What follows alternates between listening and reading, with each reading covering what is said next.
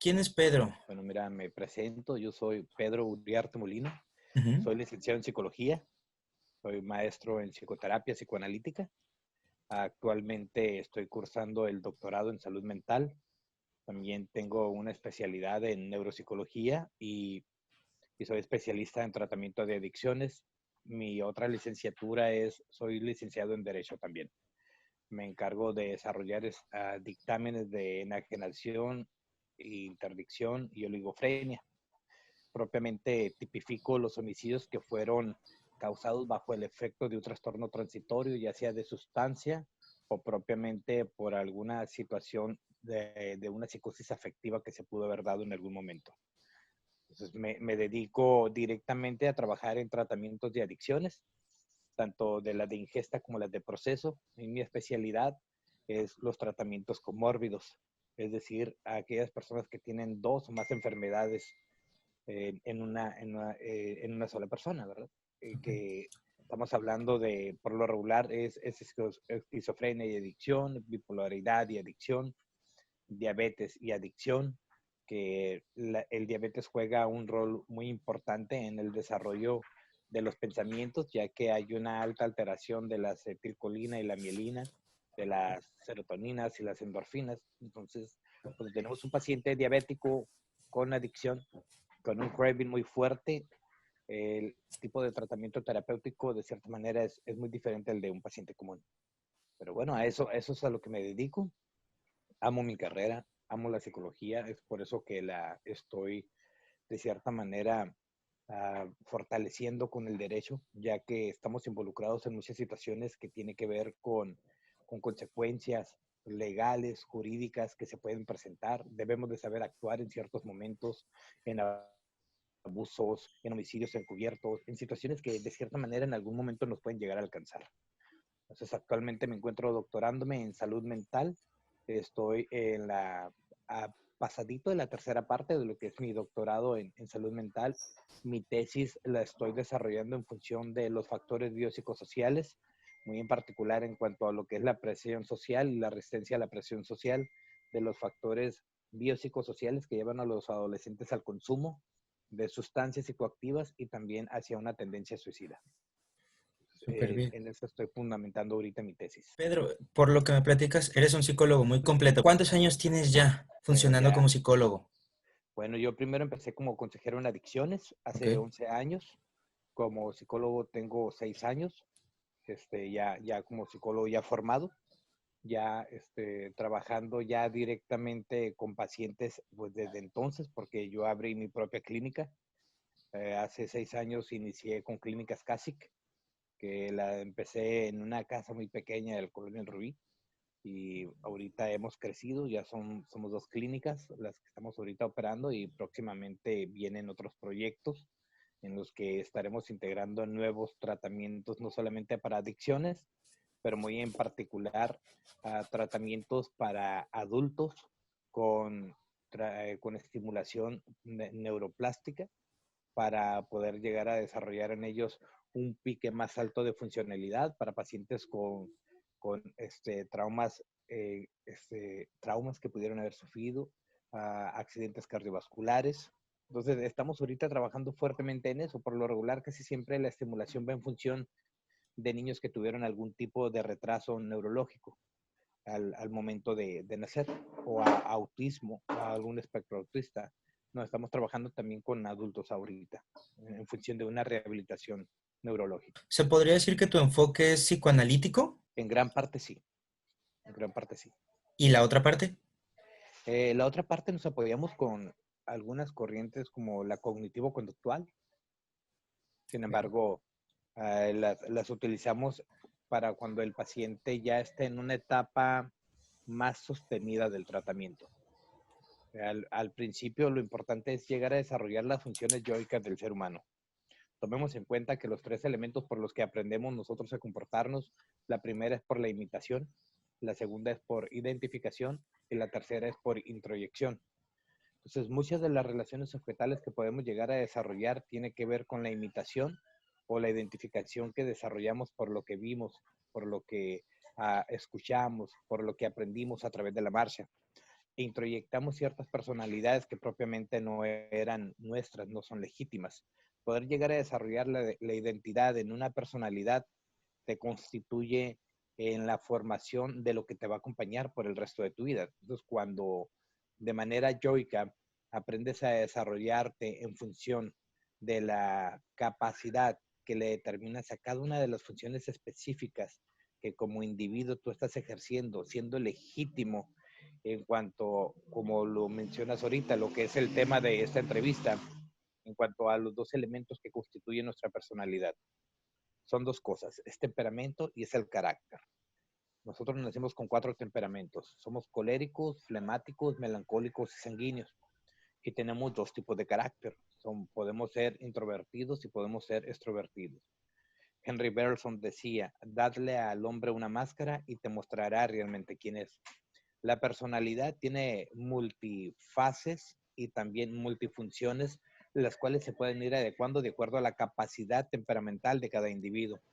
Es lo que hace que el 99% de la humanidad sea manejada por el 1%, que ese 1% tiene la capacidad de conocer y manejar su temperamento y su carácter en función de la personalidad que lo está representando. Tiene una función yoica. El otro 99% tiene parcialidades de personalidad. Y ahí estamos hablando de todos los subgrupos dentro de la sociedad, que cada quien va adoptando los modismos, va adoptando frases, va adoptando creencias, va adoptando culturas, sin validar si son propiamente sanas o no lo son. Tenemos muchas personas que han vivido en función de la imposición de una creencia religiosa. Hay culturas que imponen el marido, hay culturas que imponen a la esposa, hay culturas que imponen el seguir la profesión o el oficio del padre, y no hay una libertad propiamente para poderse desarrollar.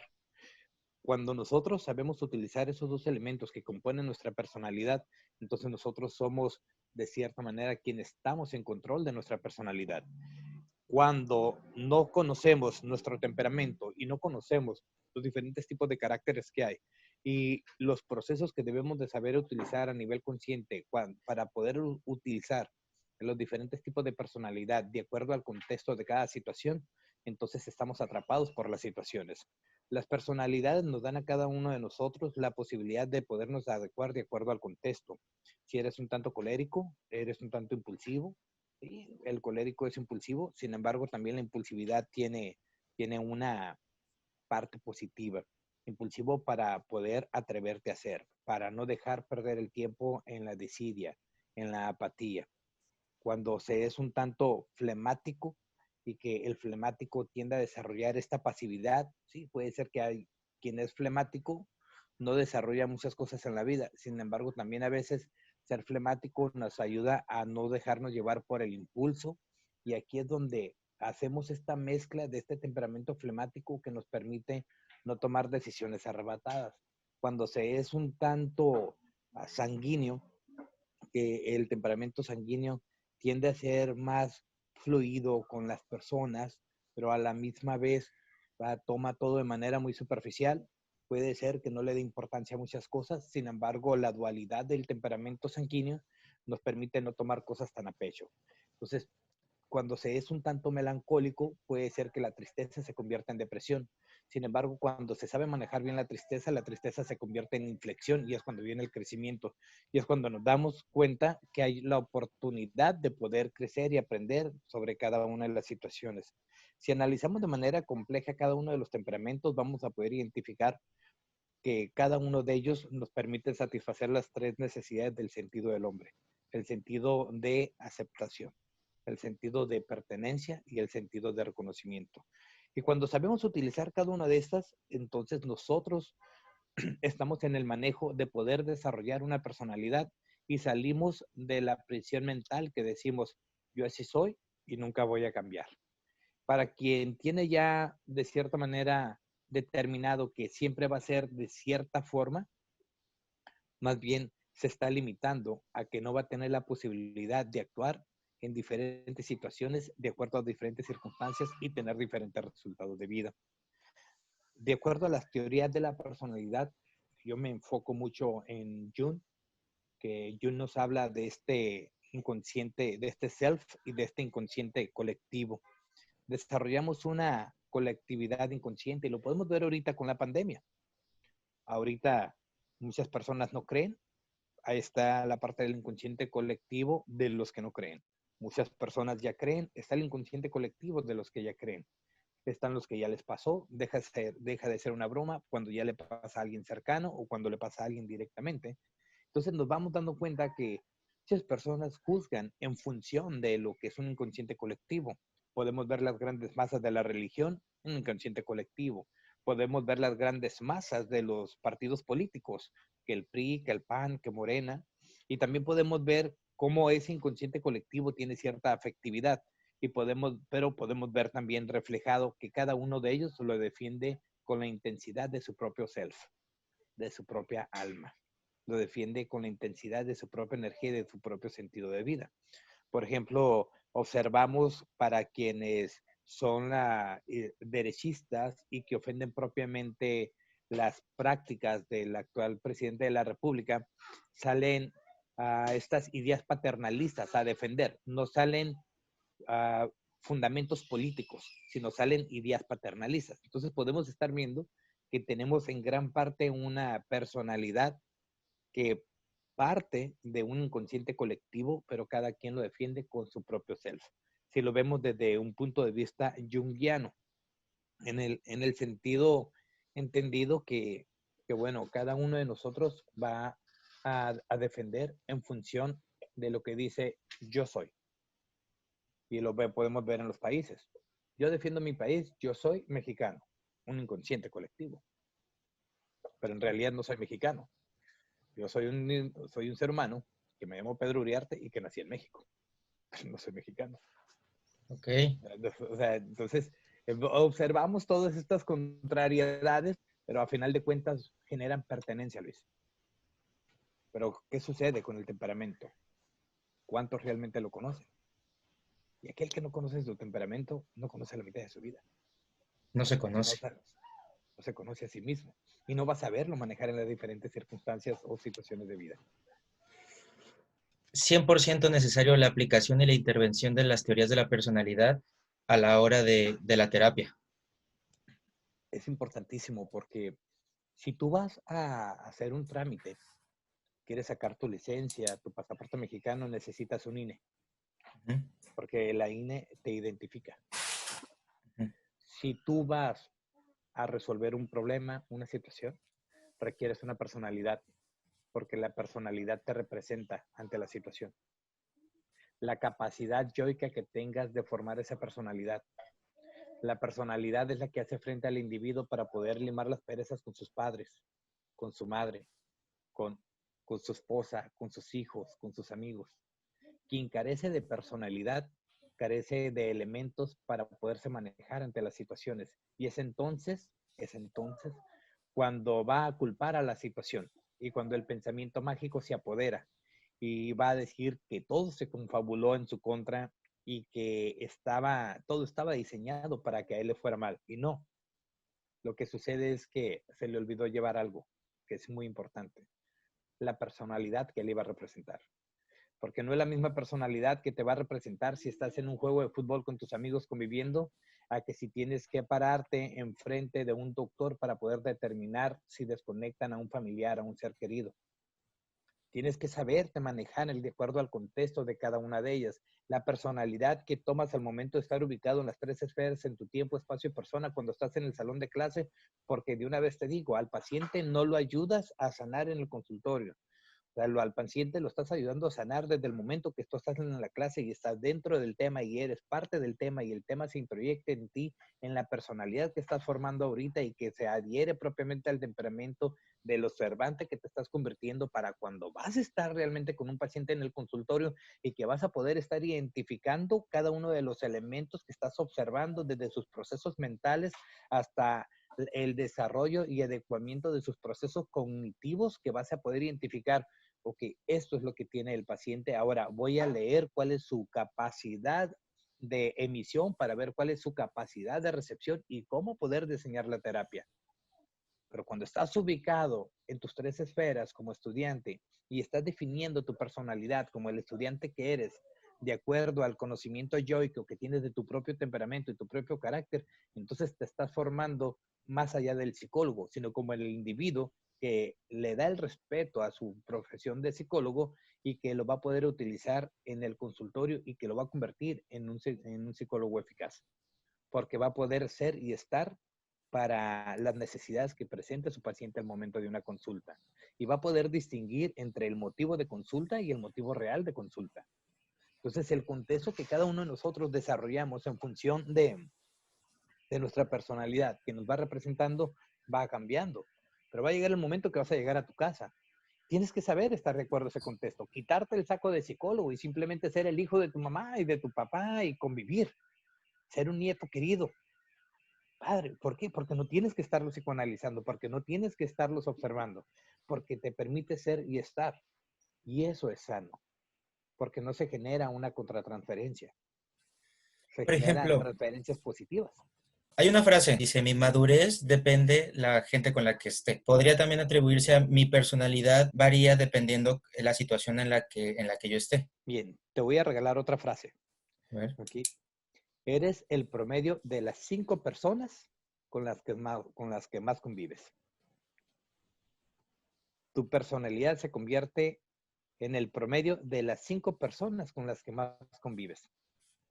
Ahora, te voy a decir algo. Dentro de esas 5 personas, asegúrate que estés incluido. Wow, sí. Puedes tener 4 amigos, 4 amistades, 4 seres queridos, pero que no se te olvide que una de esas 5 tienes que ser tú. Saber convivir contigo, saber platicar contigo, saber estar contigo, saber dejar a un lado el teléfono y poder convivir contigo y poder analizar. Entonces, tu personalidad es tuya. De Y este claro que modo, las otras 4 personas complementan, ujú. pero tienes que ser muy observador al momento de, o sea, ¿qué es lo que vas a dejar que se integre en tu vida? O sea, hasta el día de ahora, la perspectiva que yo tenía de esa frase eran 5 personas y yo. A como me lo había enseñado, a como tú me lo planteas, te pones a pensar y dices, pues sí, porque ahí se podría decir que ya entra la autorrealización y la autorregulación, ¿no?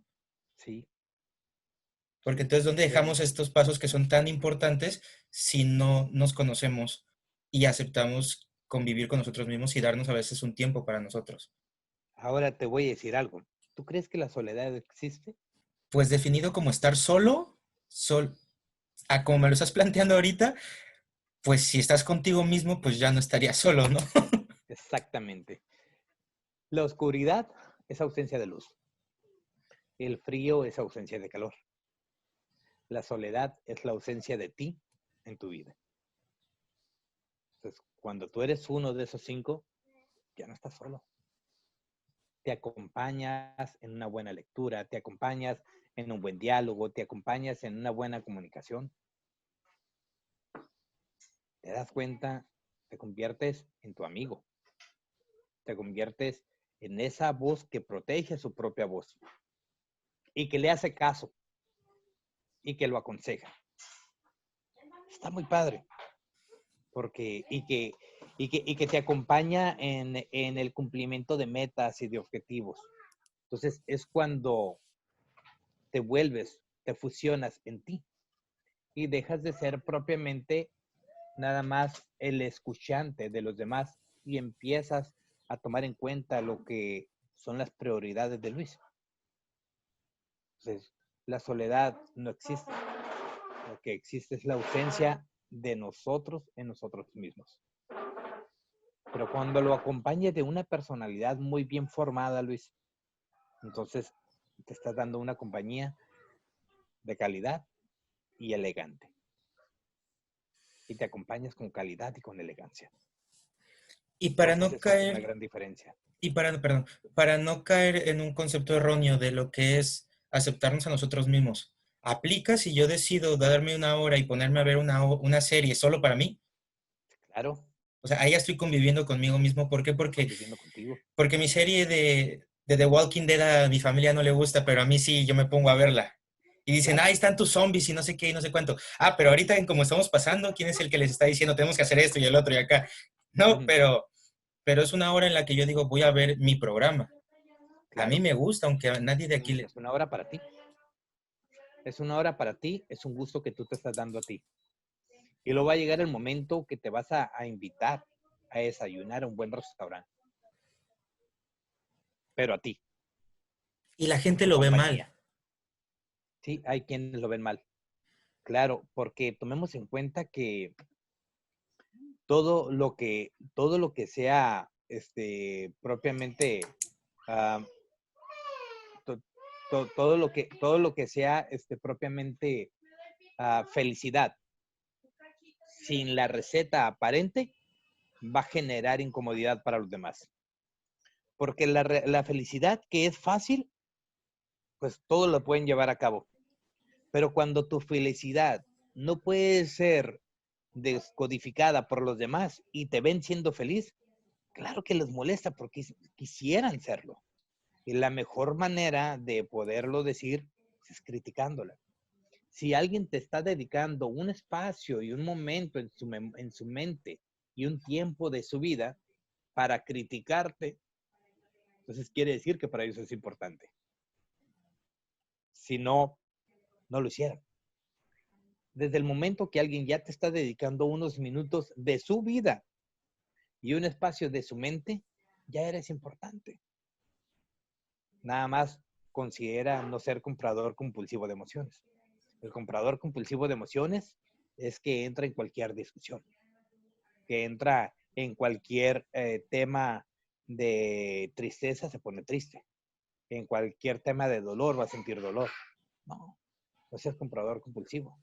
El comprador compulsivo es el que compra cualquier tema. Sé elitista, porque va a requerir tiempo de tu vida. Y el mayor activo que tienes que cuidar en tu vida es tu tiempo de vida. Eso es muy importante. Siempre tienes que defenderlo con calidad. Siempre cada sesión, en el tiempo que está marcado la sesión. Siempre el espacio con tu familia es el espacio con tu familia. El tiempo contigo es el tiempo contigo. El tiempo para estudiar es tiempo para estudiar. El tiempo para trabajar es tiempo para trabajar. Porque si no, entonces, si pierdes la noción del tiempo, estás perdiendo la noción de la vida. Y aquí es donde la personalidad nos permite apropiarnos de acuerdo a cada uno de los contextos. Y cuando se puede hacer algo, entonces los problemas, perdón, del trabajo se quedan en el trabajo. Y los de la casa se quedan en la casa. Pero tú te acompañas siempre a través del equilibrio de lo que tú eres capaz de vivir en ti.